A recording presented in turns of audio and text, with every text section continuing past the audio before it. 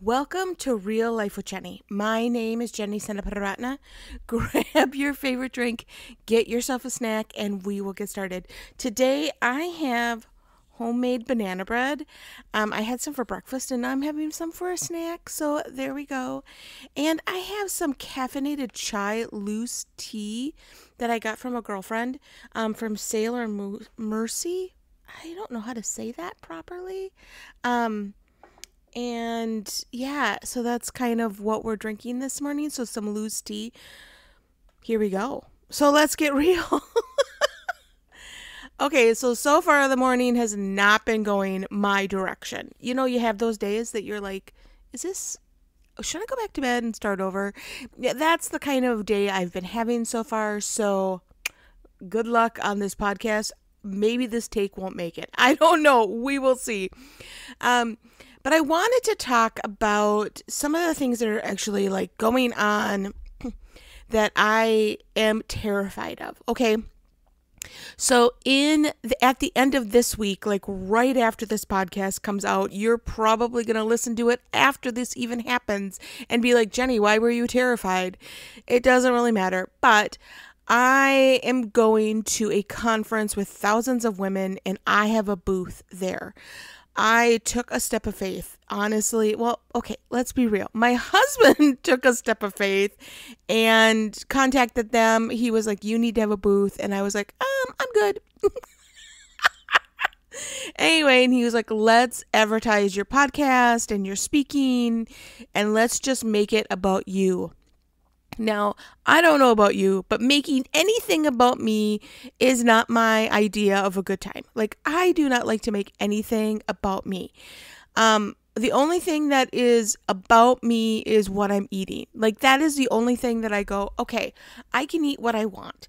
And 90% of the time, I'm not actually eating what I want. I'm eating what other people like. So, like, this weekend, my daughter popped by for a surprise, which was heart-bursting phenomenal. I was just like, I just wanted to sit and listen to her and just be with her because I don't get to see her very often, so it was really fun. And she is like, I'm staying for dinner. And I'm like, oh, well, we don't have dinner because we had just gotten home from a retreat. No groceries were, I had ordered groceries, but no groceries were coming. And I had no food. Like, we have not been home much. My dog has actually been at my mom's house more than he's been at our house this last month. It is just not, we're not home. We've been running, doing different conferences, doing different events. I did my pastor's wife's event. We've just done so many things. So we have not been home much. So there are no groceries left in this house. Like, it's kind of sad. And so she came home and she was like, well, I'll stay for dinner. And I was like, okay, like, what will I make for dinner? I don't no clue. So I sent Kevin to the grocery store to buy stuff to make stroganoff. Now, much to my chagrin, I'll be honest, it was Hamburger Helper stroganoff, which is good. It just has a lot of preservatives and I'm trying to like get rid of that. And guess what? It's not happening. Like, it is just like this goal of mine to like make everything from complete scratch. You have to be home to do that. So that's just not working. Anyway, he went and got some Hamburger Helper and hamburger too, because we had no hamburger helper, and I made some cornbread. So like, yum for her, not my favorite. Like, it was not about me. So making anything about me just feels like a bad plan. Like, it's just so overwhelming. And so like, I'm always, okay, let me take a deep breath. Okay. When we are selling books at the back, so whenever we go to a service or we go to a conference or we go anywhere, years and years and years ago, like, I don't know, 15 years ago, I suppose, Kevin's mentor said, get books and sell them. That will be your moneymaker. Because we don't get paid a lot to go to most of the places we go. Like, we go to a lot of small places that can't afford to have us.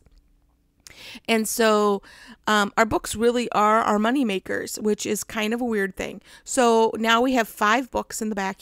Kevin's written 4, I've written 1. And so I stand in the back, and I always sell Kevin's books much better. They're like, which book should I buy? And I will never point out my book. That is just never going to happen. Even though it's a woman and she's told me her story and it lines up with my book, I will never say, hey, buy my book. I will always sell Kevin's book. That's just the way things are. So I'm about to go to a conference that I'm supposed to sell myself. And I am so uncomfortable. I'm just beyond uncomfortable. So if you go to the Thrive conference this weekend and you've already heard this podcast, come see me and just say, go Jenny, you can do it. Because I am beyond nervous. And so that I worked on, I've been working on it. We're giving away little bags of tea with a link to this podcast and my website, because we just redid my website because someone told me that the pictures on there were very unflattering of me. So I revamped the whole thing. I was like, throw it away, start over. My poor website guy is just like, what is this woman doing? Anyway, because, you get one thing that someone says negative and all of a sudden everything kind of just goes into the fire. Have you ever been there? Like, you get one negative comment on your favorite shirt and you never wear that shirt again. It's kind of sad because it was your favorite shirt and it was your go-to. And all of a sudden it's gone and no longer part of your wardrobe. Okay, maybe that's just me. All of a sudden I'm like, maybe that's just me. All right. Yesterday, we did something that was a huge step of faith. And I have to be honest with you, I am terrified. Like, yes, I've got the Thrive conference coming up and I'm terrified to have a booth there. Like, last year I went and I helped a girlfriend with a booth. Just fine. It had nothing to do with me. I can sell anything that's not me. I had the time of my life. In fact, it was super fun. But going and selling myself. And then yesterday we did something that made my heart pound. Like, it was out of my chest pounding, sweat. Like, when you have that adrenaline for not actually doing anything that should be adrenaline seeking. Oh, Jenny, it's okay. We're going to be fine here. We bought our tickets to Spain. Now, I realize for you, you're like, okay, Jen, that's not that big of a deal.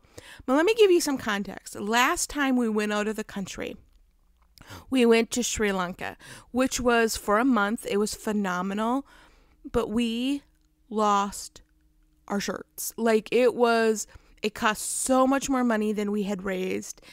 We actually had to that's the reason we had to take a pay decrease, is because we needed to catch up from what happened in Sri Lanka and how much it cost us. We just lost so much money. Like, it was just really scary. And so to say, hey, let's do this again. I'm like, now I understand we're not going for a month. We're going in February. Actually, my husband's birthday lines up with it, so he's going to be turning a significant age. I don't know if he wants me to tell you that on this, so I'm not going to tell you the significant age. You can ask me personally. But he's turning a significant age, so we're going to go. When he was a little kid, they were supposed to go to Spain, and his mom got sick, and so they ended up being stranded. Now, I'm doing air quotes right now because I don't know that you could ever be stranded in Amsterdam, although anyway, and they weren't able to go to Spain because each boy kind of got to pick where they wanted to go, and they weren't able to go to Spain because his mom got sick, so for all these years, ever since I've known him, ever since he was little, he's always wanted to go to Spain. And God opened up a couple doors in Spain for us. So we're going to be going and speaking, and we're going to do some prayer things and some social media things. We've got a lot of different, it's kind of going to be jam-packed, to be honest with you. It's not a vacation. I kind of wish it was, but definitely when I'm looking at the schedule, this is not a vacay. Like, this is not a vacay is relaxing. This is not. A lot of work going on. But it was still really hard when he pushed the button to buy the airplane tickets, because I was like, are we ready for this again? Like, are we ready to make another leap of faith? Like, last time we took a leap, we didn't end up in a great spot. Now, God has provided beyond since then. Like, he has come and just like blessed our ministry, blessed us. Like, we bought a new to us car. Like, there have been so many great things that have happened in the last year that God has shown his faithfulness. But it's still hard to take that risk. It's still hard to push that button and buy those tickets because you're like, could we get them cheaper later? Should have we've gotten them 3 weeks ago? How are we going to pay for hotels? Like, the whole thing just kind of can get really overwhelming. But when God says to go, we go. And so my thought this morning was, when was the last time that you did something that made your heart race and made you go, I'm a little nervous about this. I'm stepping out and doing what God asked me to do, but I am super nervous. When was the last time that you took a heart-racing step of faith? Maybe it was yesterday, right? Maybe it was yesterday. And this morning I was praying about what to talk about on the podcast. And God was like, what are you going to do today that's going to be heart racing, Jenny? And I was like, well, I did that yesterday. I'm good. I'm good. I don't need to do another heart racing moment. I don't need to do any big things. And I felt like he said, you need to be following after me every day. And it's always going to be heart racing. Well, at least for me, because I like my little comfort zone. I like my little couch and my banana bread and my cup of tea and my pup. And I like to be cozy. Like, that is something that I enjoy. I do not like to step outside of my comfort zone in any way, shape, or form. And sometimes for me, that is sending a text message to somebody and to saying, hey, I'm praying for you. I have done that with many people that have never responded. And you're going, oh, do they not want to be prayed for? Like, or have I irritated them? I have asked people out for lunch that have never responded. I've had people say no, which then you're like, oh, wow, was that a mistake? But I don't think it's ever, I've told my daughter this 100 times. I don't think anyone wants to not be invited. I really don't think. I always want to be invited. I don't always want to go. I don't always want to attend, but I always want to be invited. And sometimes for me, taking that heart-stopping, heart-thumping risk that God tells me to do is inviting someone. Is saying, hey, do you want to come to this? Hey, do you want to go out for coffee? Hey, I'm praying for you. So I just encourage you this week. What is God calling you to do? Even though it's scary, even though it's outside your comfort zone, what is he calling you to do? And will you do it? Will you step outside? You're going, Jenny, the 2 things that you've talked about aren't that big of a deal compared to what God's calling me to do. And you're probably right. You're probably like, yes, God knows I'm a chicken. Like, God knows that Jenny has to be pushed outside her comfort zone. Like, doing this podcast every week is a heart-pounding experience for me. There's nothing like following after what God wants you to do. And so I just encourage you this week. If there's something that you've been scared of, that you're like, I know I'm supposed to do it, this is your push. This is me saying, go, do it, try it. What's the worst that happens? You go to a conference full of thousands of women and nobody comes and talks to you? Well, I'm about to find that out. Well, that's all I have for you this week. You can find me at Real Life with Jenny on Instagram and on Facebook. You can also find me at my new website, Woo! Guys, new website at why am I even saying that? christconnection.cc/Jenny. Brand new. Let me know what you think. I'm very excited. I'm not sure that it was my best ideas, but he does a phenomenal job. So I'm very grateful for him. And you can also support this podcast by going to buymeacoffee.com/reallifewithjenny. I just appreciate all of those. There are people out there that are giving monthly, and that just blows me away. And I just so appreciate you. The one-time gifts, all of that just makes a difference. And maybe, oh my, not to me, maybe God's calling you to give, and that's heart pounding. And so I just encourage you, as we walk into this next season, as we're walking into the fall and the winter in my area, wherever you are, there is a new season coming, and we're walking into that time. I just encourage you to go after those big things or small things that are going to make your heart pound for Jesus, that are going to make your palms sweat a little bit and say, I am not ready for that.